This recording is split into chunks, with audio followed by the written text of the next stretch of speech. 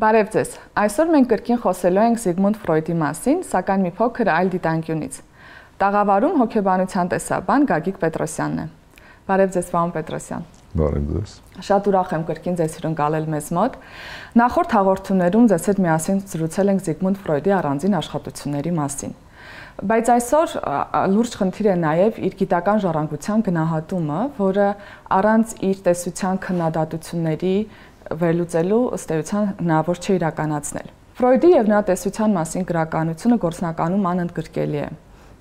Ինչպես նշում է Ֆրեդերիկ Քրյուզը, մեջբերում է. Գիտնականների եւ մեկնաբանների կողմից հատկացված ուշադրության ծավալի առումով պատմական դեմքերի շարքում Ֆրոյդը կանգնած է Շեքսպիրի եւ Հիսուս Նազովրեցու կողքին։ Այդ գրականությունը մեծամասամբ քննադատական բնույթի է։ Ինչպես է պետք վերաբերվել այդ քննադատությանը եւ որպեսզի առավել լավ պատկերացնենք,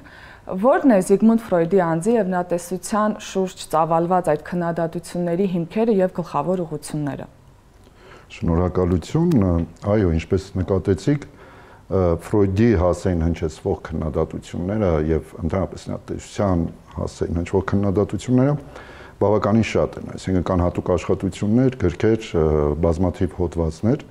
որոնցում քննադատվում է Ֆրոյդի հոգեվերլուծական հայեցակարգը։ Այստեղ սակայն պետք է որոշակի վերապահումով մոտենանք այդ քննադատություններին, որովհետև դրանք մեծամասամբ հակազդեցություն կարծես լինեն, քանի որ Ֆրոյդի մահվանից հետո ֆրոյդական շարժումը ընդհանրապես նրա հետևորդները կարծես իդեալականացնում էին նրա անձը։ Ու այս առումով հատկանշական է, որ քննադատությունները առավել մեծ թափ ստացան 50-ական թվականներին, երբ 53, 55 եւ 57 թվականներին հրատարակվեց Էրնստ Ջոնսի Ֆրոյդի կյանքի եւ գործունեությանը նվիրված այդ աշխատությունը։ Պիտի ասենք, որ այդ աշխատությունը ստեղծվեց Ֆրոյդի դուստր Աննա Ֆրոյդի մասնակցությամբ, անմիջական մասնակցությամբ, եւ հասկանալի է, որ այդտեղ Ֆրոյդը պետք է ներկայացվեր հնարավորինս լավ կողմով։ Եվ կարծես ձևավորվեց այսպես կոչված ներկայումս որպես ֆրոյդյան լեգենդ այդ հայտնի կարծես տեսակետը, որի ներսում Ֆրոյդը ներկայացվում է բոլոր դրական գծերով, իսկ նրա բոլոր հակառակորդները դիտարկում են բացասական կողմերով։ Մյուս կողմից այս խնդրի, այս քննադատություններին, կոնկրետ Ֆրոյդի անձին ուղղված քննադատություններին նպաստել է նաև հենց ինքը Ֆրոյդը, որովհետև իր աշխատություններում, մասնավորապես նրա առաջին այդ մեծ լայնածավալ հոգեբանական աշխատությունը, չէ, երազների մեկնաբանություն աշխատության մեջ, նա մասնավորապես վերլուծում է հենց իր սեփական երազները, իր ինքնակենսագրական այդ փոքրիկ աշխատության մեջ նա նշում է, որ իր անձը եւ իր տեսությունը անբաժանելի է, այսինքն որպեսզի հասկանանք նրա տեսությունը, պետք է հասկանանք նրան, որպեսզի հասկանանք նրան, պետք է հասկանանք նրա տեսությունը։ Այսինքն Ֆրոյդն ինքը բավականին մեծ կարևորություն էր տալիս իր անձին, իր տեսության ստեղծման ընթացքում։ Դա է պատճառը, որ այդքան մեծ ուշադրության արժանացավ Ֆրոյդի կենսագրությունը, բայց պետք է նշենք նաև, որ Ֆրոյդի տեսությունը նույնպես քննադատության էր արժանանում, զուտ որպես տեսություն գիտելիքաբանական տեսանկյունից, այսինքն դրա գիտական հիմքերը նույնպես արժանանում էին քննադատության։ Փաստորեն ստացվում է, որ Ֆրոյդի քննադատությունները ունեն երկու հիմք, մի կողմից այդ ֆրոյդյան լեգենդն է, որը երևի թե շատերին դուր չեկավ Ֆրոյդի մահվանից հետո, երբ նրան այդպես բավականին բարձր գնահատեցին եւ բավականին դրական, այսպես հատկանիշներով էին նշում, մյուս կողմից Ֆրոյդի տեսության առանձնահատկությունները, քանի որ իրապես ֆրոյդյան հայեցակարգը իր մեջ պարունակում էր որոշակի նորույթ եւ ոչ միայն իր ժամանակի համար, այլ ընդհանրապես, որովհետեւ մեր առօրյական մտածողության առօրյական ընկալման տեսանկյունից կարծես այդքան էլ չի ներառվում մեր առօրյա կենսափորձին։ Եթե փորձենք կողմնորոշվել այդ հսկայական ծավալների մեջ Ֆրոյդի հասցեին եւ նրա տեսության հասցեին հնչող քննադատության, ապա ստիպված կլինենք առանձնացնել այդ քննադատության ուղղությունները, դե բնական է արդեն ասվածից կարծես բխում է, որ դրանց մի ուղղությունը կլինի Ֆրոյդի անձի եւ կենսագրության քննադատությունը, մյուսը Ֆրոյդի հենց տեսության քննադատությունը, եւ այստեղ շատ կարեւոր է առանձնացնել նաեւ հոգեվերլուծական շարժման քննադատությունը, որովհետեւ կարծես այդ հոգեվերլուծությունը հանդես եկավ ոչ միայն որպես հոգեբանական տեսություն, այլ Ֆրոյդը եւիթե միակն է հոգեբաններից, ով ստեղծել է հոգեբանական կամ հոգեվերլուծական այս դեպքում, եթե կոնկրետ անվանումը ասենք, շարժում։ Հետևաբար քննադատությունները ուղղված են հիմնականում այդ երեք ուղղությամբ, այսինքն Ֆրոյդի անձին եւ կենսագրությանը, Ֆրոյդի տեսությանը եւ հոգեվերլուծական շարժմանը։ Թվում է թե գիտական տեսության վերլուծության ժամանակ դրա հետ կապված այն անմիջականորեն չի կարելի հանգեցնել հենց հեղինակի անձին։ Եվ եթե օրինակ Ֆրոյդի պարագայում եւս եւ ուրիշ մտածողների դեպքում քննադատում ենք նրա անձը, ապա դա անմիջականորեն չպետք է ներկայացվի որպես նրա հեղինակած տեսության քննադատություն, բայց մեր մտածողի պարագայում ցավոք այդպես չի եղել։ Որն է այս երևույթի բացատրությունը եւ պատճառը ըստ ձեզ։ Ինչպես արդեն ասացինք, Ֆրոյդը իր աշխատությունների մեջ սկզբնական շրջանում կոնը հիմնականում վերլուծում էր իր սեփական երազները, իր հիշողությունները, իր մանկական, այսպես ասած, վնասվածքները, հոգեվնասվածքները։ Մյուս կողմից պետք է ասել, որ պատմագիրները, պատմաբանները շատ դեպքերում նշում են, որ նախքան երազների մեկնաբանություն այդ հետազոտության հրատարակումը Ֆրոյդը գտնում էր որոշակի կրիզիսային վիճակում, ճգնաժամային վիճակում, այսինքն որոշակի անցում էր, որտեղ նա իրականացրեց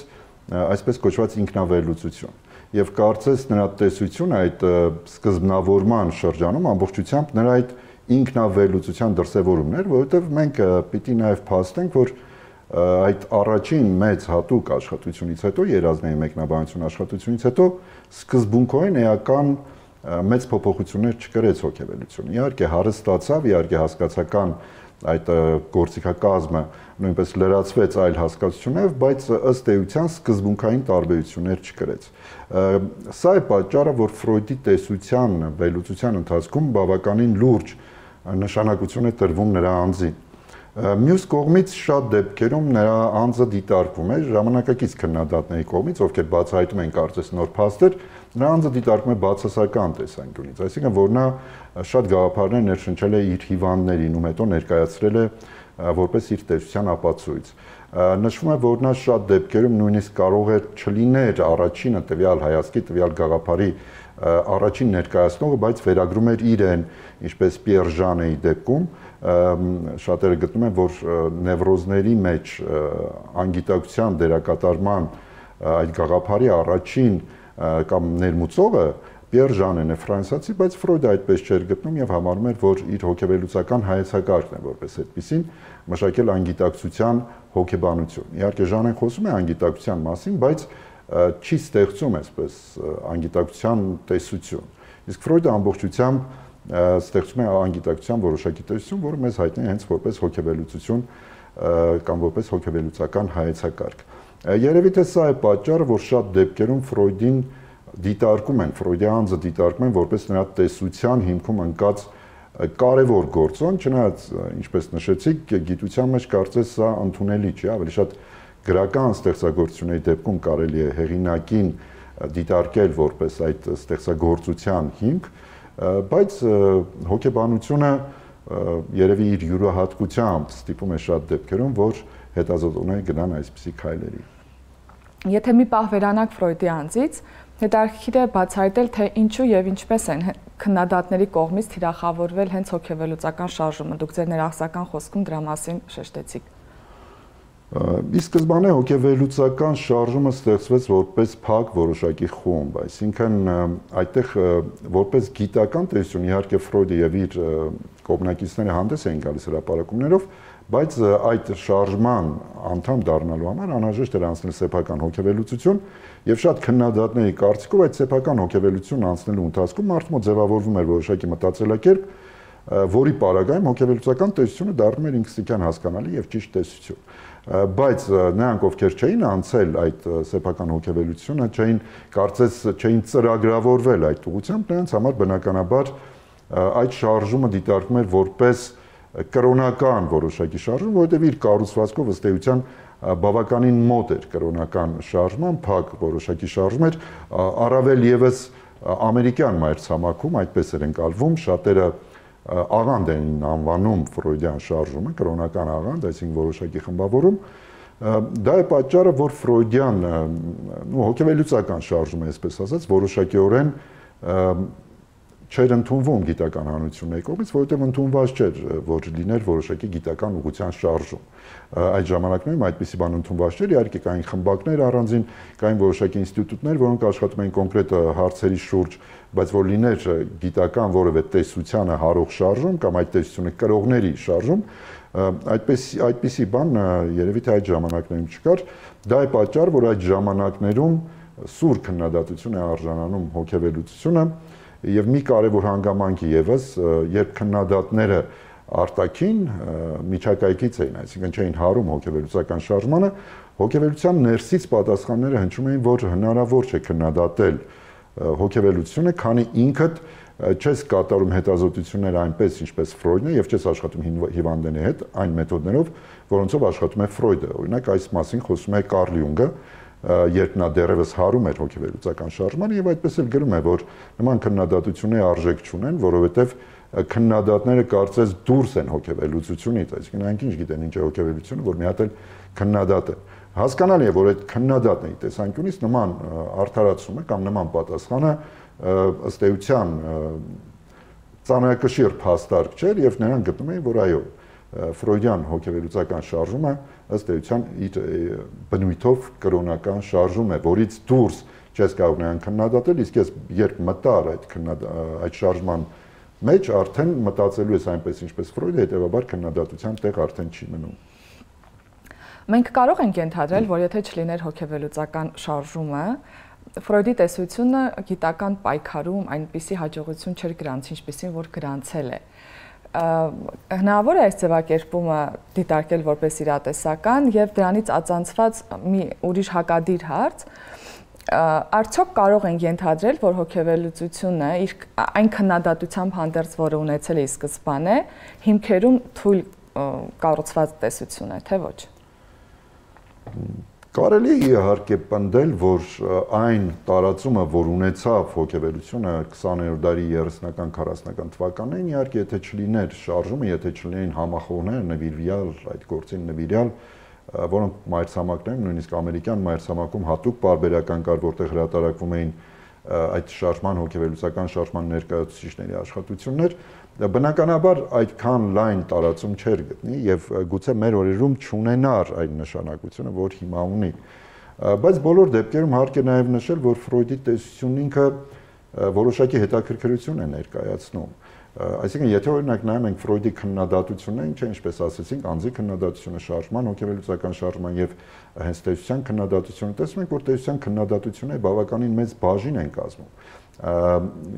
Երբ օրինակ, եթե նայենք ժամանակագրական առումով 65 թվականին այսպես պատոգրաֆիա հրատարակվեց, Percival Bailey-ն հրատարակեց իր պատոգրաֆիան 3 մասով, որտեղ նա ցույց է տալիս, որ Ֆրոյդի տեսությունը Ֆրոյդի հիվանդության դրսևորումն է, այսինքն նյարդաբան էր Bailey-ն, մասնագետ էր եւ հստակորեն փորձում է ցույց տալ, որ նրա անձի անձնային շեղումների որոշակի դրսևորում է։ Այնուհետև քննադատությամբ կարելի ասել հանդես են գալիս հերմենևտիկայի ներկայացուցիչներ Հաբերմասը եւ Ռիկյորը մեկ տարի տարբերությամբ 1968-69 թվականներին, որոնք ներկայացնում են, որ Ֆրոյդը սխալ էր ընկալում իր տեսությունը որպես գիտություն, որովհետեւ Ֆրոյդի տեսությունը ոչ թե գիտություն է բառից այն ժամանակների իմաստով, այլ հերմենևտիկա է, այսինքն այդ հասկանալու արվեստ է որոշակիորեն։ Դրանից հետո, այսինքն այստեղ մենք գործ ունենք տեսության հետ եւ Ֆրոյդի կողմից իր տեսության հասկացման։ Առաջին դեպքում Ֆրոյդի անձի քննադատությունն էր։ 70 թվականին հրատարակվում է Հենրի Էլենբերգերի հայտնի անգիտակցության հայտնագործություն աշխատությունը, որտեղ հենց նա խոսում է ֆրոյդյան լեգենդի մասին եւ փորձում է ցույց տալ, որ այո, այդ լեգենդը կար, բայց ամեն դեպքում տեսությունը ունի նաեւ իր արժեքը, որովհետեւ Էլենբերգերի աշխատության մեջ հոգեվերլուծությունը բոլոր 3 կողմերով դիտարկվում է եւ ֆրոյդի անձը, կենսագրական տվյալներ կան եւ շարժումը հոգեվերլուծական շատ մանրամասնություններով ներկայացվում է եւ հոգեվերլուծական տեսությունը։ Իսկ դրանից հետո արդեն սկսեցին գիտաբանական որոշակի քննադատություններ, դեռևս Կարլ Պոպերով փորձում էր հիմնավորել իր տեսակետը, որ գիտական կարող է համարվել այն տեսությունը, որը սկզբունքորեն հերքելի է, Ֆրոյդի տեսությունը դիտարկում էր որպես անհերքելի տեսություն։ Եվ որոշ քննադատներ, ինչպիսին են օրինակ Հայնս Այզենկը, ցույց տվեցին, որ շատ ֆրոյդյան դրույթներ կարելի է եւ հերքել, այսինքն դրանք փորձընկալական, փորձիմացական դաշտում հերքելի են։ Մյուս կողմից հայտնվեցին այնպիսի աշխատություններ, ինչպիսին է Ֆրանկ Սալովեի աշխատությունը, որտեղ Ֆրանկ Սալովեը ցույց է տալիս, որ Ֆրոյդի տեսությունը սխալ կենսաբանության վրա հիմնված սխալ հոգեբանական տեսություն է։ Այնուհետև Գրյուն Բաումը հանդես եկավ իր քննադատությամբ, որով դեմ էր դուրս գալի Հաբերմասի եւ Ռիկյորի տեսակետին, այսինքն որ հոգեվելությունը ամենևին հերմենևտիկա չէ, եւ ցույց էր տալիս այո, որ նաեւ գիտական հիմքերը բավականին թույլ են հոգեվելության։ Բայց այստեղ մենք պետք է մի վերապահում անենք, որտեղ առ այսօր գիտության փիլիսոփայության մեջ դեռևս հաստատված չեն գիտության հիմքերը, այսինքն գիտություն, ոչ գիտություն, այդ տարանջատումը կարծես դեռևս առ այսօր հստակ չափանիշներ չկան։ Այսինքն Ֆրոյդը ստեղծել է գիտություն, որը ըստ էության չի համապատասխանում գիտության այն մոդելի, որը ավելի լայնորեն տարածված է։ Այսինքն նրա տեսությունը, ինչպես կարող ենք հիշել, որ նա երբեմն խոսելով մետաֆիզիկական խնդիրների մասին, այսինքն ինչպես կարող է ես ազդել անգիտակցականի ամենախորքային շերտի այնի վրա, ասում էր, որ ես չեմ կարող այդ մասին իմանալ, դրա մասին ես կարող եմ ընդհանրապես երևակայել։ Հասկանում եք, այսինքն երևակայություն, նրա տեսությունը ստեղծվել է ոչ միայն մտածողության, այլև երևակայության, ոչ միայն դիտումի, այլև երևակայության արդյունքում։ Եվ եթե փորձենք զուգահեռներ տանել, պետք է հիշենք 20-րդ դարաշրջանի խոշոր մտածող Էդմունդ Հուսերլին, ով նույնպես գտնում էր, որ էյդետիկ գիտություններ, այսինքն այնպիսի գիտություններ, ինչպիսիք են երկրաչափությունը կամ հենց հոգեբանությունը, պետք է ունենան որպես մեթոդ երևակայությունը, ոչ թե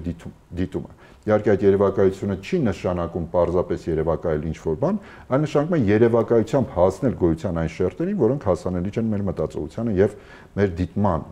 կարծես ասած, այդ ընդունակությանը։ Այս առումով իհարկե պետք է նշենք, որ ֆրոյդյան տեսությունը կարելի է դիտարկել որպես գիտական, բայց մի քիչ ավելի լայն իմաստով, ոչ այն իմաստով, որ սովորաբար գիտություն ենք անվանում քիմիան, ֆիզիկան եւ մնացած նմանատիպ գիտությունները։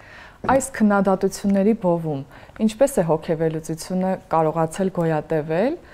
կամ եթե վերաձևակերպեմ հարցս, ո՞րն է Ֆրոյդի հայեցակարգի կենսունակության գաղտնիքը, պարոն Պետրոսյան։ Իրականում շատ հետաքրքիր հարց է, որովհետեւ արդեն նշվեց, որ քննադատությունը բավականին լուրջ եւ քանակական եւ որակական առումով բավականին լուրջ քննադատության ենթարկվեց հոգեվելությունը, բայց բանն այն է, որ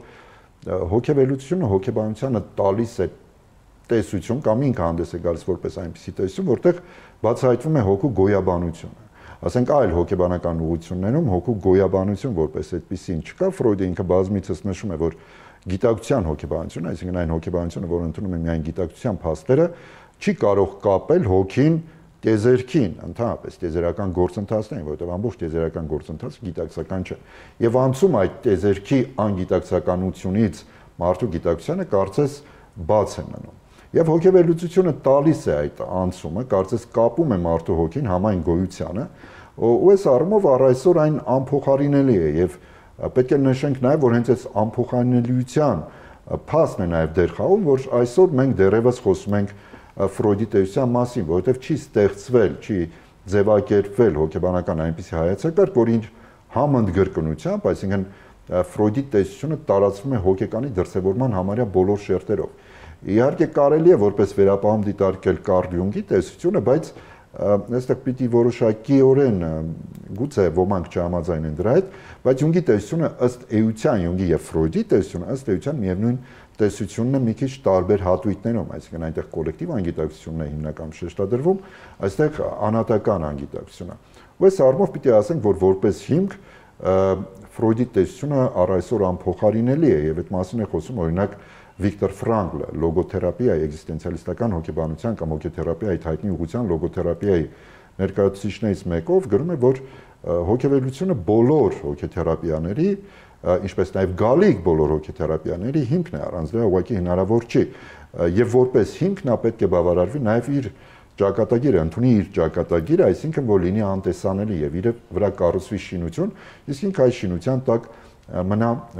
անտեսանելի որպես հիմք։ Ըստ ամենայնի սա կարող ենք դիտարկել որպես Ֆրոյդի տեսության երկարատևություն, եթե կգա ինչ-որ ժամանակ երբ կստեղծվի ավելի համընդգրկուն, ավելի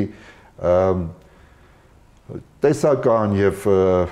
փորձընկալական ծավալի առումով ավելի մեծ տեսություն, այսինքն որ կբացատրի շատ ավելի փաստեր, կունենա շատ ավելի լայն հասկացական ապարատ, կարծում եմ Ֆրոյդյան տեսությունը կզիջի իր դիրքերը։ Ինչ նշանակություն մեր օրերում կարող են ունենալ այս բոլոր քննադատությունները Ֆրոյդի հայեցակարգով հետաքրքրված ընթերցողի համար։ Այսօր իհարկե բավականին դժվար է ընդհանրապես խոսել Ֆրոյդի մասին, ոչ այն իմաստով, որ անհասկանալի ինչ-որ բաներ, իհարկե կան այդ անհասկանալի ինչ-որ բաներ, այլ այն իմաստով, որ շատերին գուցե թվահնացած Ֆրոյդյան հայեցակարգը ժամանակավրեպ է արդեն կարծես նրա մասին խոսել է, հետազոտել է եւ այլն։ Բայց բոլոր դեպքերում, ինչպես արդեն խոսեցինք Ֆրոյդյան հայեցակարգի կենսունակության այդ հարցի շուրջ երբ խոսում ենք, ինչպես արդեն ասացինք, Ֆրոյդի տեսությունը բավականին կենսունակ է եւ երբ 2003 թվականին հրատարակվեց Թոդ Դաֆրենսնի Սպանել Ֆրոյդին, այդ աշխատությունը այդպես բարձր ինչ որ անվանում կրող չէ, աշխատություն Սպանել Ֆրոյդին, թվում էր թե այո, եկել է Ֆրոյդին սպանելու ժամանակը, բայց մենք պիտի հաշվի առնենք, որ Ֆրոյդին սպանելու փորձերը վաղուց են եւ այնպես չի որ Դաֆրենսն առաջինն էր, որ փորձում էր սպանել Ֆրոյդին, օրինակ Պետեր Կուտերը իր հոգեվերությանը նվիրված աշխատության մեջ նշում է, որ 80-ական թվականներին գիտաժողովներից մեկի ժամանակ զեկուցողներից մեկը ուղղակի նշում է, որ 10 տարուց ուղղակի հոգեվերություն չի լինելու 80-ական թվականներին։ Պատկերացնում եք, նույնը կարելի ասել դեռևս Ֆրոյդի ժամանակների մասին, երբ 1915 թվականին ամերիկացի հայտնի մաթեմատիկոս եւ հոգեբան Քրիստին Ֆրանկլին Լեդը հենվելով Ալֆրեդ Հոխեի տեսակետի վրա, որ ֆրոյդյան հոգեվերությունը գիտական առումով, կիրառական առումով ոչ մի արժեք ու նշանակություն չունի, Ֆրանկլին Լեդը ասում է, որ ժամանակն է, որ կանգնեցնենք, պետք է միջոցներ ձեռնարկվեն, այս Հոխեն նաև նշում էր, որ դա համաճարակ է, հոգեբանների մեջ տարածված համաճարակ է հոգեվերությունը, եւ Ֆրանկլին Լեդը ասում է, որ պետք է կանգնեցնել այս շարժումը, որովհետեւ քաղաքակրթության համար շատ ցավալի հետևանքներ այն կարող է ունենալ։ Չի բացառվում, որ ունեցել է այդ հետևանքները, բայց մենք չենք նկատում դա, որովհետեւ այդ հետևանքների կրողն ենք, ամենևին չի բացառվում, պարզապես այս օրինակները ես բերեցի, որպեսզի ցույց տամ, որ Ֆրոյդին սպանելու փորձերը բազմիցս այդպիսի փորձեր ձեռնարկվել են, բայց ըստ էության Ֆրոյդը առ այսօր կա եւ դրա մասին է վկայում այսօրվա մեր այս զրույցը նաեւ եւ մնում է մեկ այլ տարբերակ հասկանալ Ֆրոյդին։ Այսինքն գուցե փորձենք հասկանալ, որովհետեւ եթե անընդհատ ասում ենք սպանել Ֆրոյդին, մոռանալ Ֆրոյդին, չէ, Հերոստրատի պատմությունն է կարծես դառնում, որովհետեւ մեկ այլ քննադատական աշխատության հեղինակներ, երկու հեղինակ են այնտեղ, նշում են, որ որքան ավելի շատ է Ֆրոյդը դառնում վիճաբանությունների բանավեճերի առարկա, այնքան ավելի է ընդգծվում նրա նշանակությունը։ Այսինքն մեր օրերում հենց այդ բանավեճերը ցույց են տալիս, որ Ֆրոյդի նշանակությունը շարունակում է մնալ, այսինքն նա շարունակում է ունենալ բարձր արժեք գիտական, մասնագիտական այդ առումով։ Եվ այստեղ մնում է հասկանալ առավել եւս պետք է հաշվի առնենք, որ